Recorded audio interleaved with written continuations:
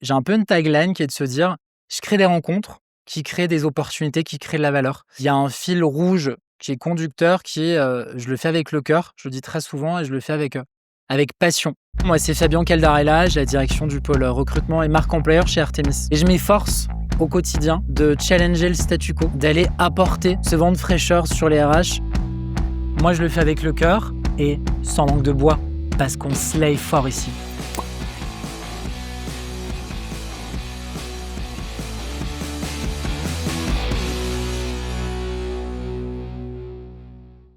Ok, alors là, tu peux rentrer sur le plateau et aller t'asseoir. Mais j'adore. Alors en gros, maintenant, il va y avoir, il y a une boîte rouge à côté de toi. Ok. Et faut que tu prennes avec ta main gauche un objet qu'il y a dedans. Donc, ok. Alors.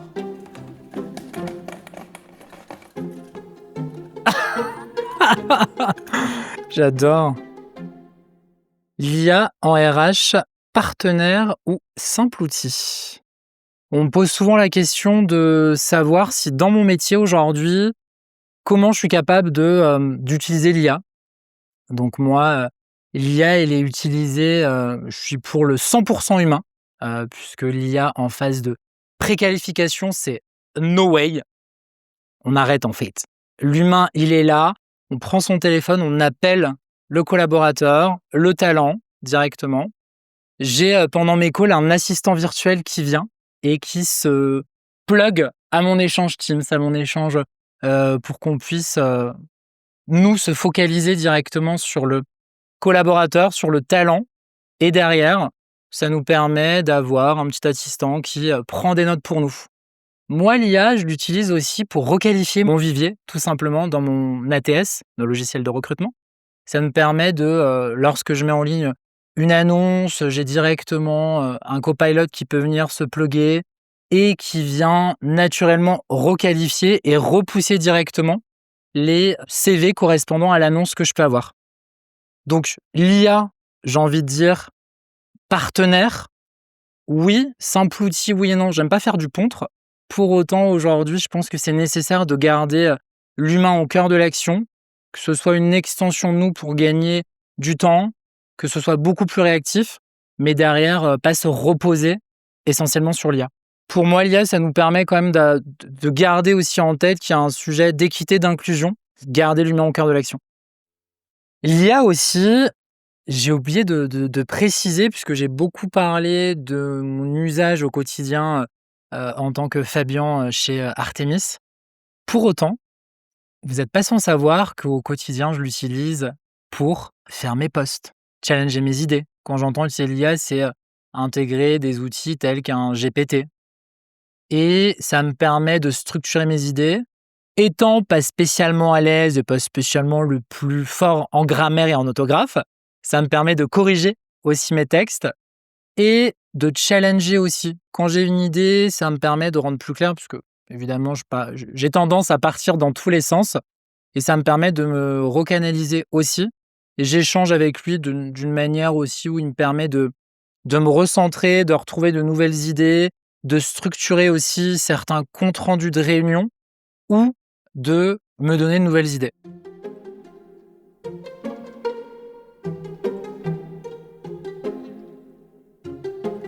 On part sur une nouvelle question, les gars. C'est parti. Que la chance soit avec moi. Qu'est-ce que je peux avoir?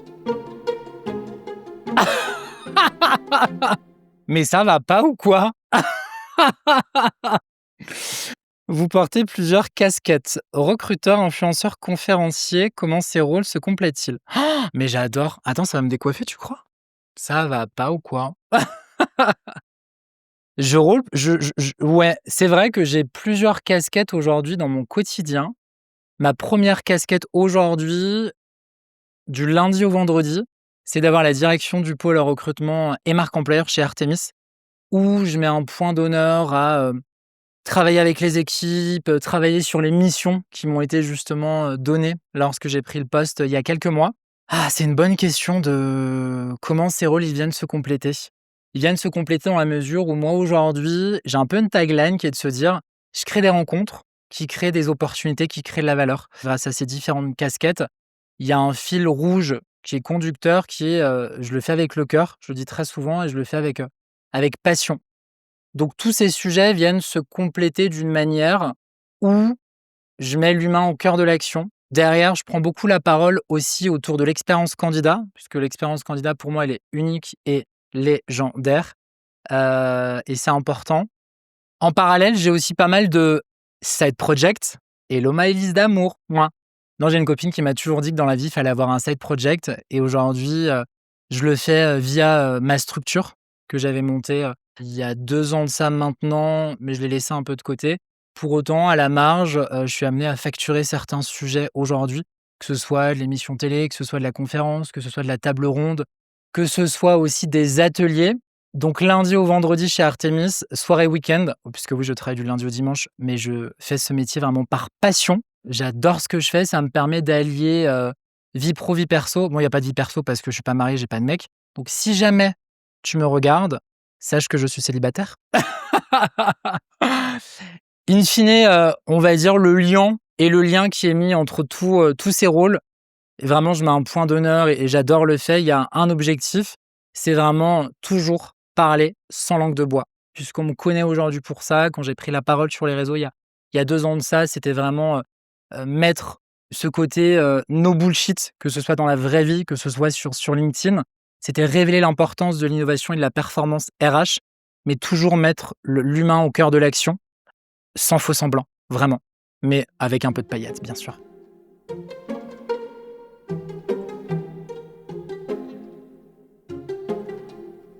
Bon, c'est parti pour un petit tour. Mais qu'est-ce que... Mais ça va... Oh, j'adore. Oh, ça marche.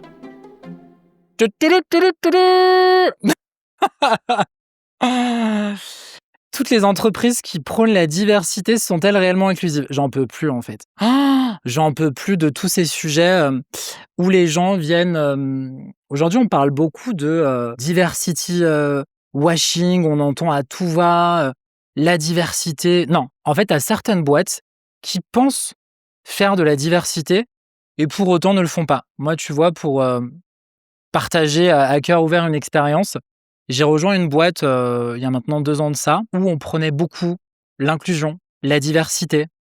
Et au final, c'était pas du tout ce que moi j'ai vécu de l'intérieur. Tu parles trop fort, t'es trop assumé, c'est compliqué. Et je trouve pas ça OK. Moi, vraiment, l'inclusion, la diversité, c'est de se dire, je donne suffisamment de preuves, que ce soit au talent ou que ce soit directement aux collaborateurs en interne, pour se sentir à l'aise. Tu vois, vraiment de se dire, bah, c'est une safe place. Et c'est ce que je fais aujourd'hui chez Artemis. Je prends la parole sur des sujets d'inclusion, de diversité, et c'est nous. Et vraiment, les premiers mots ou les premiers éléments que je partage, c'est soyez qui vous avez envie d'être. On vous accepte comme vous êtes et c'est OK. Si maintenant tu viens raconter que tu as signé la charte de l'autre cercle, LGBTQIA+, que tu travailles avec Pierre-Paul Jacques, c'est bullshit. Tu vois, moi, dans mon expérience, j'ai mis un point d'honneur à toujours diversifier mes actions, que ce soit sur la parentalité avec des job boards pour un accompagnement de retour de congé maternité, que ce soit avec des associations comme le groupe SOS pour des gens qui sont en réinsertion professionnelle, autour aussi des femmes dans la tech, parce que je travaille dans l'IT bien évidemment avec des assos comme Elle Bouge. C'est important de se dire, j'ai vraiment un éventail qui me permet de travailler sur tous les sujets. Et moi, mon sujet phare aujourd'hui, c'est les sujets LGBTQIA+, puisque je me bats pour ça. Même si les États-Unis nous embêtent avec ça en ce moment, on continue le combat. Aujourd'hui, je dis pas que les talents doivent arriver avec une pancarte au-dessus de la tête en disant « je suis gay, je suis parent, je suis non-binaire ». C'est à nous, entreprises, de nous positionner pour que le candidat se sente suffisamment à l'aise pour qu'il ait envie de se dire « bah voilà, c'est moi, on m'accepte tel que je suis aujourd'hui ». Et j'aimerais pas que certains talents aient à vivre ce que j'ai vécu moi l'an dernier. Tu vois l'exemple, il y a une communication qui est sortie de la part de mon ancienne boîte où, en rigolant pour le 1er avril, j'étais en drag queen sur la page de garde avec en thématique Madame Irma. Et je me suis chopé des réflexions, mais pour qui tu te prends? C'est trop osé, tu peux pas nous représenter. j'ai plus envie de vivre, dans, ce genre d'environnement qui, au final, est toxique. J'ai transformé cette douleur en visibilité, en action et en impact aujourd'hui sur l'écosystème que je peux avoir autour de moi et les gens qui me suivent, les gens avec qui j'échange, au quotidien viennent pour que je suis, viennent pour qui je suis et au final, je repousse les autres, quoi. Voilà.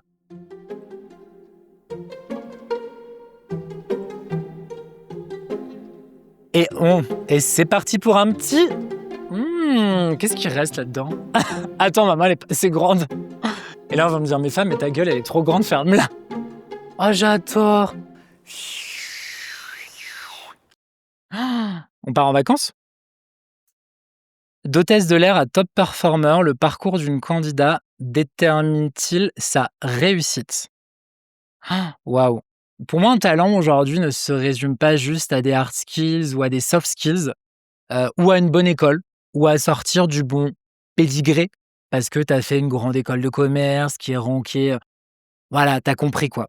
Moi, aujourd'hui, le parcours du candidat, c'est ce que nous, côté, RH, on va pouvoir, évaluer sur des éléments, qui vont être non dits, non palpables sur un CV. Donc j'ai envie de te dire, est-ce que le parcours du candidat détermine-t-il sa réussite? Non, non et j'ai un exemple hyper factuel à vous donner. Lors d'une précédente expérience, j'étais dans une société où un copain, un jour en vacances, me dit: «Je suis en vacances, j'ai rencontré une fille, certes, qui est hôtesse de l'air, mais qui a un très bon mindset, qui a envie, et qui a compris, qui a vraiment à la niaque, qui aujourd'hui va faire une reconversion» et je lui ai dit: «Pourquoi pas dans l'équipe de Fab?»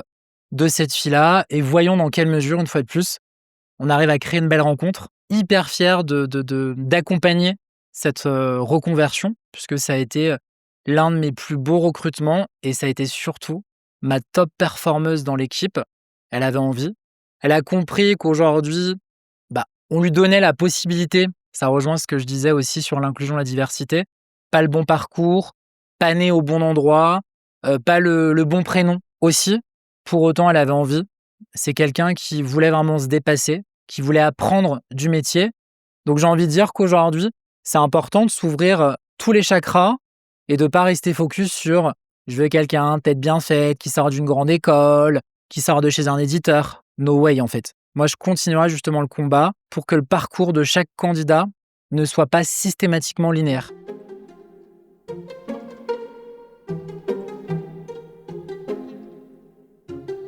Encore? Mais on s'arrête jamais aujourd'hui, hein! Putain, attends, j'ai ah, c'est quoi ça? Oh! J'aime trop! Mais c'est, Star Wars. Ah, j'adore. Oh là là! 3 ans pour trouver un bon leader, ça en vaut la peine. Mmh. C'est une bonne question et c'est vrai que, très souvent, on fait la part des choses entre, recruter une personne, entre guillemets, sur une transac très classique, entretien RH, entretien, opérationnel manager, go, no go, on envoie la proposition. Moi, j'ai déjà vécu justement une expérience où j'ai mis pas loin de 2 ans et demi à recruter un collaborateur. Entre la première prise de contact et entre le moment où il arrive, bah, en fait, tu mets, presque, entre 2 ans et demi et 3 ans. Pourquoi? Parce que c'est un candidat que tu dois, convaincre de rejoindre la société. Donc tu es plus dans une posture où tu vas vendre un job plutôt que le candidat se vende. C'est des candidats où tu connais, bah, leur famille, leurs enfants, le prénom des enfants. Tu as été prendre un petit déj avec eux. Je les ai invités, pas très loin de chez eux et pour la petite histoire, c'est des candidats aussi que tu dois faire venir dans ta boîte sans qu'ils aient à croiser des gens dans la boîte puisqu'en fait, ils viennent de la concurrence, donc c'est impossible. Donc j'ai déjà fait des entretiens avec, ma direction où les candidats venaient en décalé le soir quand la boîte était fermée ou très tôt le matin, justement, pour éviter d'être trop visible par, nous les candidatures les talents en interne. Donc ça en vaut la peine. Pour autant, je pense que c'est pas donné à tout le monde. Faut savoir faire preuve de résilience, de patience. Quand le candidat te dit: «Non, Fab, je suis pas dispo au final, j'ai mon enfant qui est malade, il faut qu'on reporte». Quand derrière aussi, c'est quelqu'un qui va t'amener son réseau. C'est quelqu'un qui va parler stratégie. C'est quelqu'un qui va parler direction. C'est quelqu'un aussi, quand nous, on va recruter ce collaborateur, on achète son expertise, on achète son réseau, on achète aussi tout l'écosystème qu'il a créé autour de lui. Donc, on achète vraiment un réel partenaire. Et sur ce genre de profil, dans 90% des cas, ils viennent pas pour un salaire. C'est des talents qui vont venir et ils vont te dire: «Alors moi, voilà, je suis à un moment de ma vie où j'ai besoin de prendre des parts dans une société», donc de devenir actionnaire aussi. C'est des gens qui vont te dire aussi: «Moi, j'ai besoin, de briller», soit sur une expertise, sur un leadership différent. Et moi, ce que j'aime bien dire, c'est que moi, j'ai vraiment trouvé aujourd'hui mon leadership d'inclusif.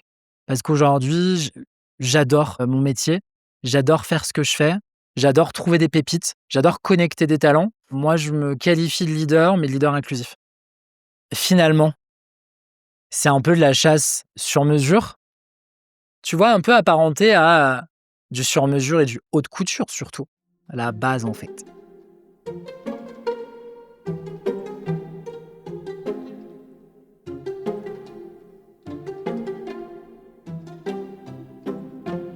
Ah! Ah là là! Money, money, money. Ah, j'adore. Mais c'est des vrais? Non, pas du tout. Vous auriez pu mettre des vrais comme les gars, ça va pas ou quoi? Parlons d'argent. Le salaire est-il la partie la plus importante d'un emploi? Moi, je dis, on travaille pour remplir le frigo. On travaille pas pour la gloire. On est tous les stars de nos vies. On connaît nos standards, on connaît nos valeurs. Donc, est-ce qu'aujourd'hui, l'argent est le plus important? Oui et non. Dans la mesure où, tu vois, déjà, dans un premier temps, un candidat qui va pas connaître la REM proposée sur les annonces que tu mets, c'est problématique. Il va pas postuler. Il y a des études, j'ai pas préparé mes chiffres, mes copines le feront très bien. Nous, chez Artemis, on met un point d'honneur à ce qu'on parle argent dès lors où le candidat postule. Donc, j'ai des fourchettes de rémunération, puisque pour moi, c'est important de savoir où le collaborateur met les pieds. Et on l'aborde d'une façon naturelle dans le process. J'aime pas demander aujourd'hui aux collaborateurs en process quels étaient justement leurs salaires auparavant. Moi, j'ai une question que j'aime bien poser qui est aujourd'hui, côté salaire, côté REM, côté oseille, appelle ça comme tu veux, vous en êtes où? À quoi vous aspirez aujourd'hui? Et je trouve que la question, elle est plus pertinente. Je m'en fous qu'ils gagnaient 2 000, 3 000, 45 000, 50 000 euros, mais j'ai envie de savoir aujourd'hui comment ils ont développé leur employabilité justement pour aller chercher l'oseille qu'ils ont envie d'avoir. Donc nous, on met les annonces chez Artemis, c'est un parti pris de toute façon. D'ici 2026, on y sera obligé. Donc ça, c'est hyper important. Moi, aujourd'hui, quand je parle argent, je parle aussi de projection, de se dire, est-ce que je suis capable de projeter un salaire sur 10 ans? Pas du tout. Je travaille en ESN, entreprise du service numérique. Tous les ans et demi, on est obligé systématiquement de challenger notre politique de rémunération, parce qu'en fait, ça va hyper vite, hyper vite. Là, je vous parle sur la partie recrutement, mais l'argent dans un parcours d'évolution d'un collaborateur, tu vas recruter un collaborateur à hauteur d'un certain prix. Derrière, tu dois garder des enveloppes pour justement lui donner ce qu'il mérite. Nous, chez Artemis, on a pris un parti pris, c'est qu'on marche à la méritocratie. On n'a pas d'enveloppe budgétaire bien spécifique de te dire cette année c'est 2% pour tout le monde, l'an prochain il n'y a pas d'augmentation. Nous, on y va vraiment à la méritocratie. Donc moi, j'ai déjà observé, j'ai déjà vu des belles augmentations, que ce soit de 6, 7, 8 000 euros, parce que le collaborateur avait développé, c'était certifié, avait développé vraiment des compétences transposables à son poste, et tu le mets en adéquation avec un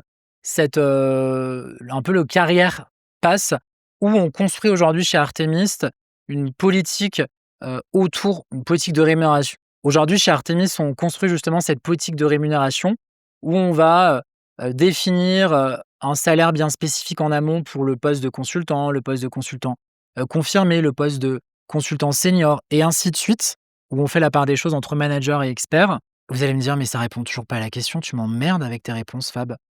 Mais moi, l'argent, c'est hyper important. Quand on parlait de sens, il y a quelques années, j'ai jamais parlé de sens. J'ai toujours parlé de moi, qu'est-ce qui paye mes factures et qu'est-ce qui remplit mon frigo, en fait. Donc voilà. Donc moi, j'ai envie de dire, le salaire est-il la partie la plus importante?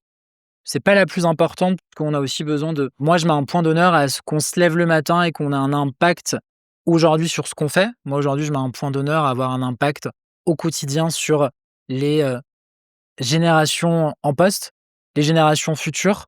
On challenge beaucoup le statu quo, mais je le fais pas gratuitement, je le fais pour l'argent. Donc tu vois, je le mêlerais vraiment, ensemble et pour moi, c'est mutualisé. Mais après, ça ne tient qu'à moi. On parle, très rapidement salaire avec chaque collaborateur et quand j'ai une annonce où je mets, entre 42 et 45 et qu'un collaborateur vient me dire: «Bah, moi, je veux 52, 55» et que son seul élément, c'est la rémunération, moi, je suis hyper à l'aise de me dire: «Bah, en fait, ça va pas le faire». Puisqu'aujourd'hui, on recrute pas uniquement quelqu'un sur l'argent. Si votre seul levier de motivation, c'est l'argent, moi, je lui dis: «Écoutez, on reste en contact, revenez vers moi assez régulièrement». Donc voilà, je pense que c'est pas pertinent de recruter uniquement quelqu'un sur son seul levier de motivation qui est l'argent. Je pense qu'il faut vraiment le mutualiser avec un autre levier de motivation.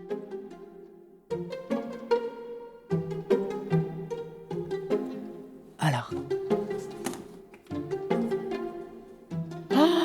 Mais j'aime trop! J'attends l'amour de mes rêves. Jen, si tu me regardes, hein, tu m'appelles? Alors, choisissez-vous les candidats avec votre tête ou avec votre cœur? Bonne question. C'est une très bonne question. Je choisis les candidats avec ma tête et mon cœur. On va me dire: «Tu sais pas choisir, Fab». Si, je sais choisir, en fait. Je sais choisir, d'accord? Pour autant, je fais un métier depuis quelques années qui est un métier de recrutement, qui est un métier où on se dit: «Oui, mais recruter, ça se fait à l'intuition». Toujours pas, en fait, ça se fait pas à l'intuition. Recruter, il y a besoin de méthode pour recruter. Et moi, depuis quelques années, depuis 2017, j'utilise une méthode de base qui est structurée, qui est la méthode STAR. Peut-être que vous avez déjà entendu parler, c'est une méthode d'évaluation. Situation, tâche, action, résultat, où on vient poser la question à un candidat: «Parlez-moi d'une situation où vous avez été en réussite, parlez-moi d'une situation où vous avez dû faire preuve d'une communication résiliente» et nous, on vient évaluer ça. Moi, je parle d'entretien semi-structuré. Pourquoi? Parce que j'y mets l'évaluation correspondante aux scorecards. Les scorecards, c'est des grilles d'évaluation, de notation qui notent un talent de 1 à 5. Ça me permet à ce que chaque personne de l'équipe en interne chez moi ait une évaluation qui soit harmonisée, donc il y a la même évaluation. Pour autant, quand tu évalues un candidat sur la partie, hard skills, soft skills, donc soft skills côté RH, hard skills, nous dans l'IT avec des tests techniques. Nous, chez Artemis, on les a développés en interne, donc on n'est pas peu fiers justement d'avoir des tests développés en interne, mais tu mets un peu de l'intuition. Voilà. Je dirais pas de l'intuition, tu mets surtout tu te poses une question, moi c'est une question que je me pose, qui est de se dire: «Est-ce que j'ai envie de travailler avec cette personne? Est-ce que cette personne match avec l'écosystème aujourd'hui de chez Artemis? Est-ce que c'est un consultant?» parce que évidemment je travaille dans le conseil. «Est-ce que ce consultant pourrait partir en prestation? Est-ce que ce consultant pourrait partir en prestation chez l'un de nos clients?» On n'a pas tous les mêmes clients, donc on essaie, tu vois, de faire le bon match. Je choisis donc les candidats avec mon cœur, mais aussi ma tête. Il y a un truc que j'aime bien rajouter aussi, c'est pour ça que je parle d'entretien semi-structuré, donc l'évaluation de compétences transposables avec, le STAR. Le côté aussi feeling, même si une copine d'amour me dira: «Fabien, on n'évalue pas au feeling, tu as trop de biais». Oh, ne m'emmerde pas. Non, non, c'est important. Moi, il y a des petites anecdotes aussi dans mon process de recrutement. Pour les candidats, je leur fais un «dessine-moi ton parcours». Plutôt que de me raconter leur parcours, je leur demande on a un tableau, Velleda avec des marqueurs, des petites gommettes. Viens, dessine-moi ton parcours, d'où tu es parti, sens-toi libre vraiment de me raconter ce que tu as envie de me raconter. C'est pour ça que je dis dans mon process, il est, unique et légendaire. J'accorde une grande attention au feedback. Moi, à chaque étape du process, je fais des feedbacks construits. Donc j'ai observé, j'ai ressenti quelque chose, j'exprime mes besoins. C'est hyper important pour que le collaborateur, pour que le talent soit suffisamment en confiance pour qu'in fine, derrière, ils te disent: «Bah, j'ai envie de travailler avec vous», puisque nous, on est sur un marché qui est ultra concurrentiel, où au final, on est plus dans une posture où on va vendre un job à chaque collaborateur. Une petite anecdote. Bon allez, je sais qu'on m'a posé la question, mais j'aime bien la raconter. Il y a quelques années, j'étais en poste dans une société et j'ai un client qui me dit: «Écoute, no go, c'est un client dans la pharma, j'ai plus ce budget là, pour avancer avec le candidat, donc stop le process avec le candidat». Donc moi, j'appelle le candidat, je stoppe le process avec le candidat et le candidat me dit, «Vous savez monsieur Caldarella, c'est pas parce que le client ne veut pas qu'on avance ensemble, qu'on ne peut pas avancer ensemble». Donc on a vécu une petite relation amoureuse et aujourd'hui c'est devenu un ami. Voilà. Donc on choisit, ses candidats, à la tête, au physique, mais à la tête là-dedans et avec le cœur aussi, quoi.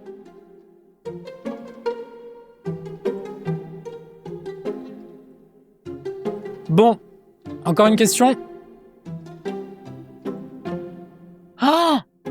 C'est la dernière. Mais ça va pas ou quoi de me faire des dingueries? J'arrive pas à la trouver. Ah! J'adore! Oui, allô? Oui?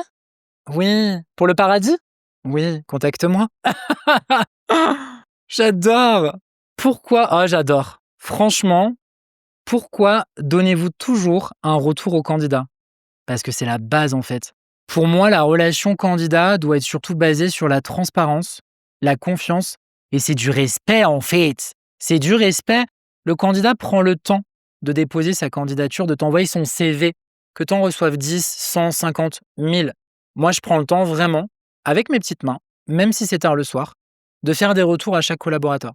Alors, je vais pas te raconter la messe, t'inventer un pipeau, je vais pas te dire que je fais un retour personnalisé 100% de mon temps aux collaborateurs. Les gens qui postulent, dont le CV n'est pas en adéquation avec l'annonce en question, on a mis en place des filtres, tout simplement, qui me permettent d'évaluer si un candidat il est hors scope, si c'est quelqu'un qui peut manquer de compétences, qui peut manquer d'expérience, qui n'est pas dans la cible qu'on va rechercher. Et grâce aux filtres qu'on met en place justement, ça nous permet d'envoyer des messages personnalisés ou un peu moins personnalisés quand on est dans la masse, à chaque talent pour qu'ils aient une réponse. Tu vois, encore ce matin, j'ai reçu une réponse d'une collaboratrice où elle me dit: «Bonjour monsieur Caldarella, merci beaucoup, d'avoir pris le temps de me faire une réponse. C'est très important pour moi, car j'ai envoyé plus de 200 candidatures et j'ai jamais de retour». Je me mets souvent à la place du candidat. Je te prends encore un autre exemple. Un candidat que j'ai jamais recruté nous a fait travailler car il avait rejoint un client final en interne et il me dit: «J'ai tellement apprécié l'expérience vécue en tant que candidat que lui s'est dit: "Bah, voilà, pour moi, c'est important justement de passer par Fabien et son équipe parce que je sais que les candidats seront bien traités"». Donc vous l'aurez compris, moi, je me mets systématiquement à la place de chaque candidat et c'est important qu'on puisse traiter les candidats avec respect et professionnalisme surtout.